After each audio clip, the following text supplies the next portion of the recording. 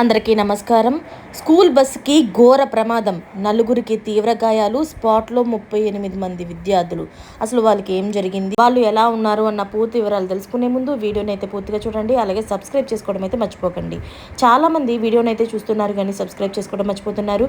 దయచేసి సబ్స్క్రైబ్ చేసుకుని ఒక లైక్ అయితే చేస్తారని కోరుకుంటున్నాను. హనుమకొండ జిల్లాలో సోమవారం సాయంత్రం ఒక భారీ ప్రమాదం అయితే జరిగింది.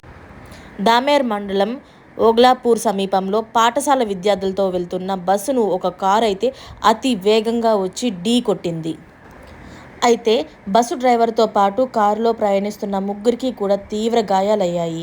ఈ ఘటనలోని స్కూల్ బస్సులో ఉన్న 38 మంది విద్యార్థులు సురక్షితంగా బయటపడడంతో వాళ్ళ తల్లిదండ్రులు, ఉపాధ్యాయులు అయితే ఊపిరి పీల్చుకున్నారు. పోలీసులు తెలిపిన వివరాల ప్రకారం హనుమకొండలోని ఏకశిలా స్కూల్కు చెందిన బస్సు విద్యార్థులను తీసుకొని ఊరుకొండ గ్రామానికి వెళ్తుంది. అయితే ఓగ్లాపూర్ శివార్లకు చేరుకోగానే ఎదురుగా వస్తున్న ఒక కారు అదుపు తప్పి నేరుగా స్కూల్ బస్సును అయితే బలంగా ఢీకొట్టేసింది. ప్రమాద సమయంలో అయితే కారు అతి వేగంగా ఉందని, కారులో ఉన్న వ్యక్తులు మద్యం మత్తులో ఉన్నట్లుగా సమాచారం కూడా అందింది.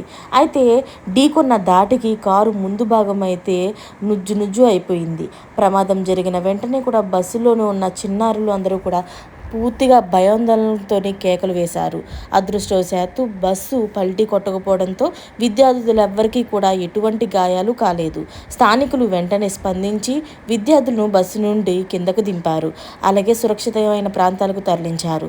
అయితే బస్సు డ్రైవరు, కారులోని ముగ్గురు వ్యక్తులు కూడా తీవ్రంగా గాయపడ్డారు. సమాచారం అందుకున్న 108 అంబులెన్స్ సిబ్బంది ఘటనా స్థలానికి చేరుకొని క్షతగాత్రులనైతే మెరుగైన చికిత్స నిమిత్తం వరంగల్ ఎంజీఎం ఆసుపత్రికి అయితే తరలించారు.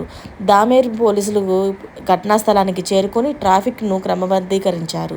అయితే కారులో మద్యం సీసాలు లభించాయా లేదా అనే కోణంలో కూడా తనిఖీలు చేపట్టారు.